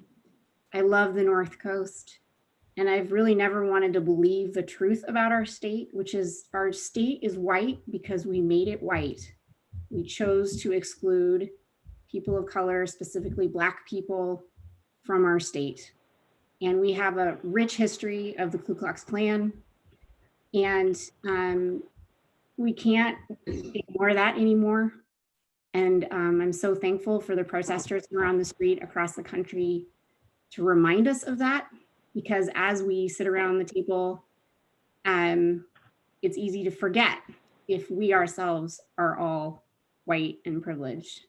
And you can't expect that when you send out a recruitment, that people are going to feel comfortable coming through your door unless you yourselves are willing to change the culture of the city. The city is an exclusionary culture of white people. And as much as I love it, and I love all of you and the hard work that you all do, it's a culture problem. And so, a 3-hour training is not going to cut it. It has to be deep, intentional, and equity audit, as Lynette has so intelligently recommended. So you can really look at every level of who you are and what you do. And figure out how you can shift to invite participation, to invite people through the door, or actually step through the door and into their communities so that they can speak with you on their terms. that's what I think about. And I do think there's things you can do today. I will say, so, you know, I hadn't been to a protest. I grew up protesting in Portland. I would have been one of those protesters if I lived there still. I had my first protest when I was in 3rd grade with a ruler. But I was able to go, I've been to this year 4 protests because of climate change and this issue. And when I was in Seaside with the first high schooler organized Black Lives Matter protest, I stood out there with my mask on and my sign 6 feet from everybody next to me. And I was so moved to see the joy on the faces of the people of color as they drove by and saw us there. They are looking for us to step up to them and to show them that they are welcome and that we will step forward for them.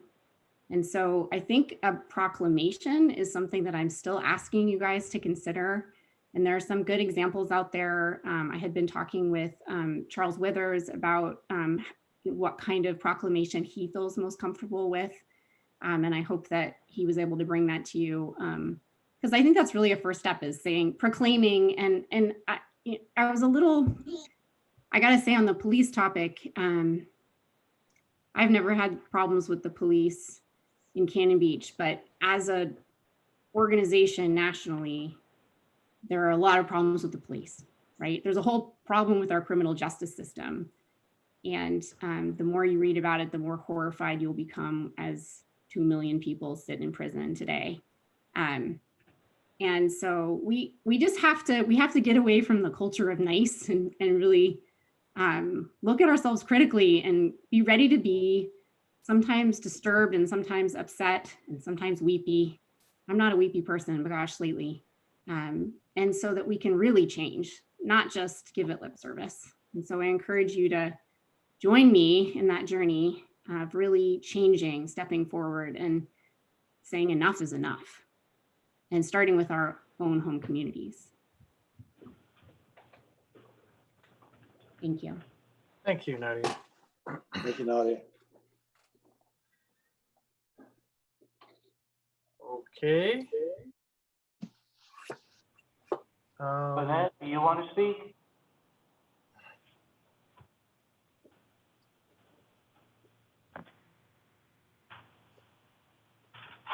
People want to hear from me. Okay.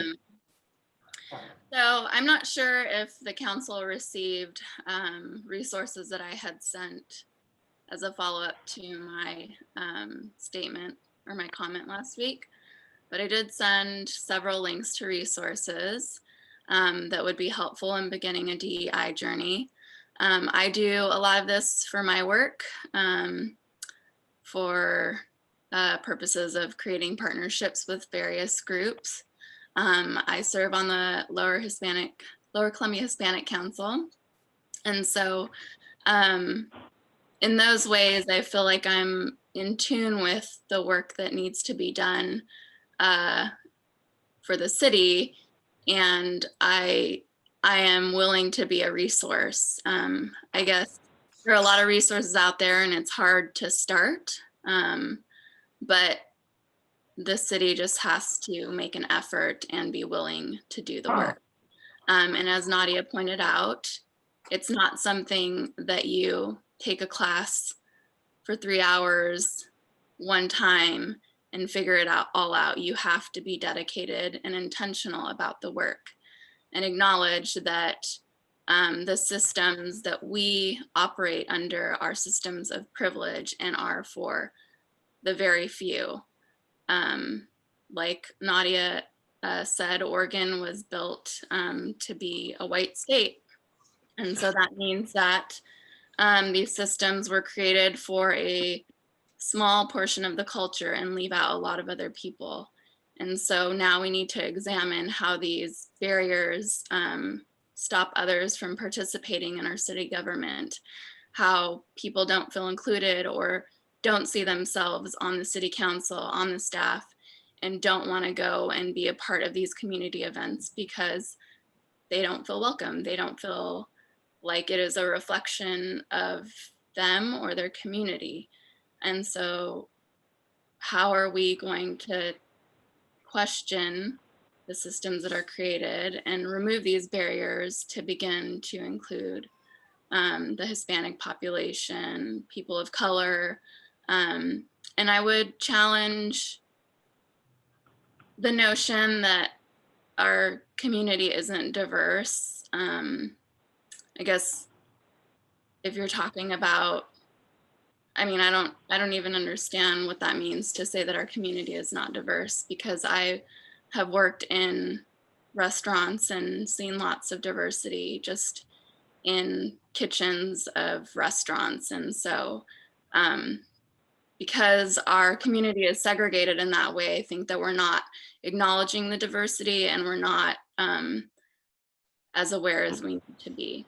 And so it would be great if the city would commit to beginning a diversity, equity, inclusion journey, which means ongoing education, expanding your awareness, creating a set of lenses to examine the policies and practices of the council, of ordinances that are created, the way that we communicate to people, when we communicate, where we communicate, how we communicate. Those are all really important things. And I understand that the council, the staff doesn't know what they don't know, but we need to challenge ourselves more. And I am a resource, Nadia is a resource. There are people that are out there that you can tap into and that would be happy to help you navigate this super challenging journey. Thank you, Lynette. I will just kind of back up the comment that I made about us not being as diverse. I want to make it as a comparison to the larger city, not the fact that we are not diverse. We are. It's just as in a comparison to what's going on in other places. So with that, last comments from the council. I guess one thing, this is Robin, that I'd like to say is I do think the Cannon Beach Academy has done a great job of being inclusive.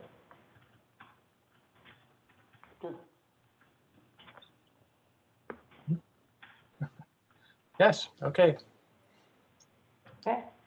Thank you. We will then move on to our good of the order. Anybody have anything for good of the order? Well, we're going to have coffee with the counselors on Monday, next Monday at 10 o'clock. And it will be a Zoom meeting, and I think Robin and I will be here at the council chambers and I'll have my computer set up so we can actually see people who are on Zoom, and they can see us. There is a limit of 10 people here that are allowed. But we will Zoom in at 10 o'clock with our coffee cups. Look forward. Ready for discussion, whatever you'd like to talk about. Good. Anything else? Good of the order. Not hearing any. Bang, bang, we're done. Thank you very much. Thank you, everyone. Okay. Thanks. Thanks.